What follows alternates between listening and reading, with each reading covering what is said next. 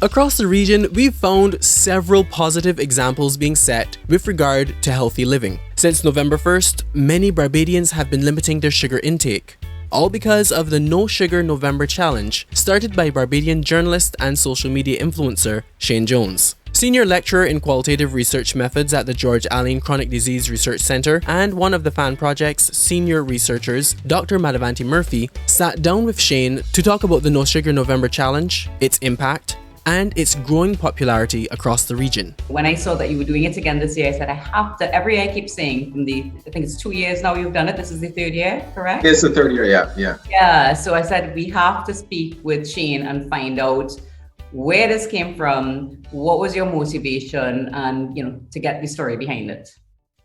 Yeah. So thanks for having me, first of all, and thank you for doing the great work that you do throughout the region. Really and truly, to be honest, this started as a personal thing, and I just wanted some accountability. I wanted some company, right? I realized in 2019 when we started it that I was the heaviest that I was at the end of October, just coming on to the end of October, and I was saying, hang on, this November and then December, and we all know how we do as Caribbean people in December for Christmas, and I'm like, I'm not going to be able to take this way into the new year if I don't do something. So, I always hear about sugar, and I have an enormous sweet tooth, and I know those are the things I snack on a lot and stuff like that. So I said, let me see if I can cut back on the sugar. And I wanted, people to hold me accountable. And at that time, I think I had maybe around 10,000 followers on Twitter or something like that. So I put out this challenge, this No Sugar November challenge, so I needed people to help me along, to hold me accountable. And you want company to help to do it with you. So that's how I really started it, and I did it as like a challenge because we all love challenges. We all love something that we can interact with and speak to each other. Everyone, a shared experience everyone is having, probably make it a little easier for each individual. And the response was amazing, and I couldn't understand it at the time, but looking back at it, and then because of a lot of work that I've done since then with Healthy Caribbean Coalition and the Heart and Stroke Foundation in Barbados, I get to understand that a lot of people are they know the issues that we are having with NCDs and sugar.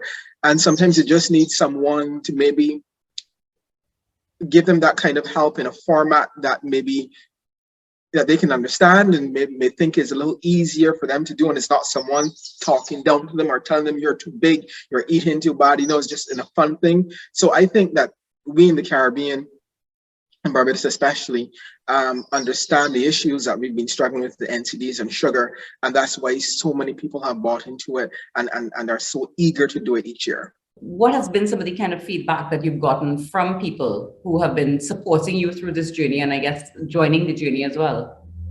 Yeah, so a lot of people have been saying that it has given them, and this is one of the things that I find this in myself as well, it has given them the discipline in later months. So you fight through and you struggle through November and you go through the whole withdrawal symptoms and all that, and you do it for an entire month, and then in later months, something comes up, you have a meal and you may want dessert, and you say, what, I can skip it this time because I have the discipline, because I've done a whole month without it.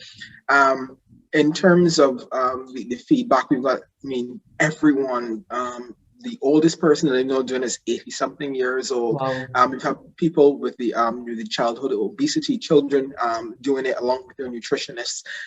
We've gotten endorsements from Dr. Tedros Ghebreyesus. I don't know if you would have seen that. Yes. He endorsed it. Our Prime Minister, Mia Moore-Mockley, has endorsed it. Our Health Minister, a number of public officials and ministers have endorsed it.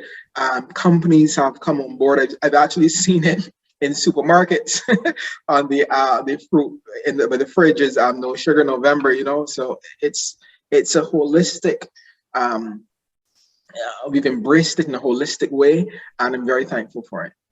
What has been, for you in your experience, the carryover from the No Sugar November? So you do this for a month, and what do you see after? And because people sometimes talk about the fact, they do this or they do something and then they yo-yo back to something else. Yeah. Have you felt that it's been, especially for the last 3 years now, been easy to sort of carry on with no sugar in December or January or February? So let me be honest. So here's the thing. I lose pretty quickly in No Sugar November, right? So this is not even 2 weeks. Yeah, I started this year at 169, and this morning I weighed and I was 162. So that's 7 pounds already, and it's not at the halfway stage yet.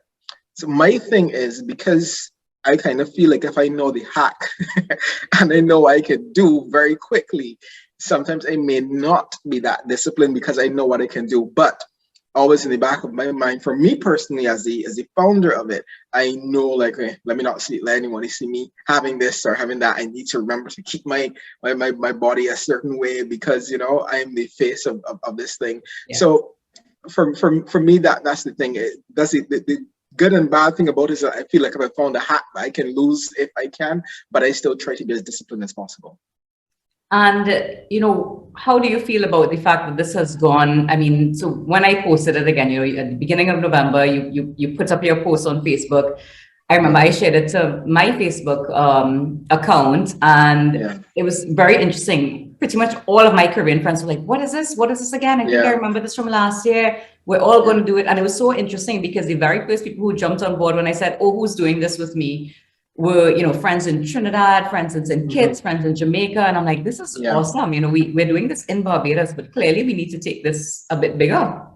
Yeah, especially this year. I realized that Trinidad and Jamaica for sure have come on. And it's really good to see the younger people doing it because honestly, it's a habit. It's a good habit that we have to start with our younger people, because sometimes I realize it's kind of hard to get some of the more mature people. There's some people that tell me I have to have a slice of cake or a slice of sweetbread with tea in the morning, and that tea is full of sugar as well, and they don't understand it as an addiction, almost as like a drug addiction. They just don't understand it. They don't see it in that light. So well, I'm not saying give up on them or what's not.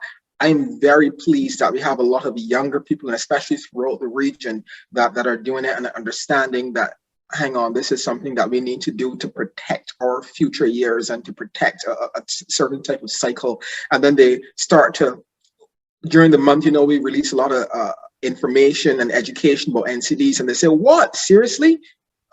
These many children are obese, these many people have diabetes in the region. So it kind of gets real to them, because we like to say plump and fluffy and all those words in the Caribbean, when in a lot of cases people may be in a not as healthy situation as they could be, but we just pass it off as something normal, and the statistics show that it's not normal. So I'm glad that it's filtering through in that kind of way. That's really great. And I think for me, I'm listening to you talk about kids in particular and children and trying to get the youth involved. And, wondering, how are you reaching them? Because younger people as well. And I mean, I'm saying because I clearly have seen you on Facebook. I've seen things on Instagram, for example. Are you doing things like TikTok? Are you doing things like Snapchat? Like, how are you reaching that younger generation? Because I'll tell you, I mean, yes, I'm doing it. And if I dare pull out something that has sugar in it, which I really have tried not to, my son, who is 11, has said, Mom, don't forget No Sugar November. And he's actually very into trying to do it with me, which is great. So how are you reaching those little ones that, we really have to start this habit with? Well, thankfully for me, the Instagram and Twitter and Facebook has penetrated. I have not had to go into TikTok just yet, but I will do that for sure for next year. But because of the whole challenge element of it, and the way that it has morphed and become almost a household word, especially in Barbados, a household phrase, No Sugar November, and it's pretty catchy. People know it and hear it. So I'm thankful that because of the style and the format of it, that a lot of younger people are catching on, and as you quite rightly said, are telling their parents, remember No Sugar. My son is 3 years old, and he's saying no sugar, no sugar. So it's kind of trendy, and I'm thankful. Sometimes when stars kind of align, and it just comes out in the right format. Yeah. Yeah, I think what you're doing is amazing, and I think it's interesting because the research that we've been doing, we're finding that, and I mean this is not rocket science, right? But it's still always good to have the evidence to show. But that support, as you said, that accountability and knowing that there are other people doing this along with you, so it's not just you alone, has been such a huge help. So I think using your platform in the way you have has really been helpful for something like this. And, just thinking ahead, I'm sure there are other ways that we can continue to support and thinking how we evaluate how this goes, because I also feel like we really need to understand, so what are the motivators for people? Yes, you're saying it's a challenge and people are motivated by a challenge. But there must be some underlying motivation there as well to do this.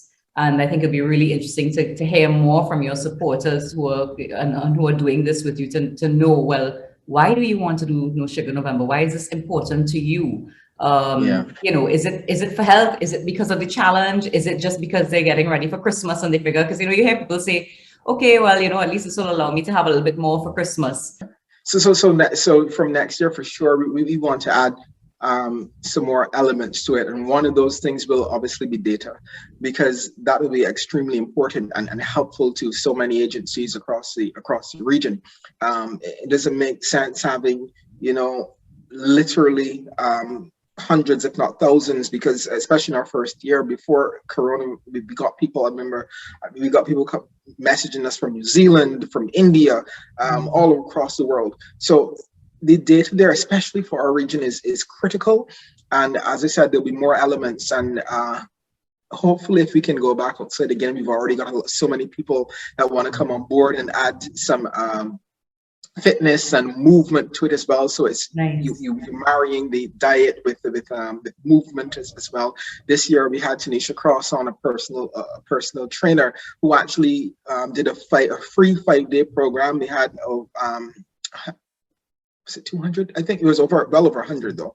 She had to shut off people that subscribed to get this daily tips of how to get through the first couple of days, because I found that was, people that wanted to do it, when they realize how serious the sugar addiction is, and those first 5 days and those withdrawal symptoms and those headaches, they're like, I can't do this anymore. So it's just helping people to get past that initial stage, so they then start to feel better, and they start to get the results. And then actually your results and losing weight is as addictive or even more addictive than the sugar itself. You start to feel better about yourself, clothes fitting you differently, and then you say, no man, I must commit. You mentioned COVID. So we've been indoors for almost 2 years. It feels like, sort of restricting ourselves a lot. And do you think that has had an impact on No Sugar November?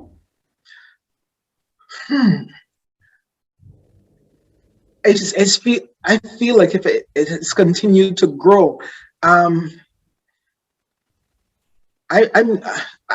can't.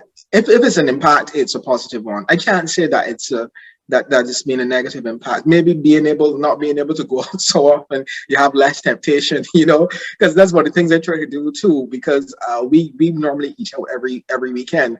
I try to try not to see certain things or go to places that I know have good options. So I can't say it's negatively impacted, because especially because it's a social media driven initiative, because during this time more people are spending time looking at their screens, so it may have worked out in a positive way. So I would love to follow up with you if you're okay with that at the end of the month. For sure, Maddie. And good luck with it. And thank you, and good luck with your own journey as well. Thank you very much.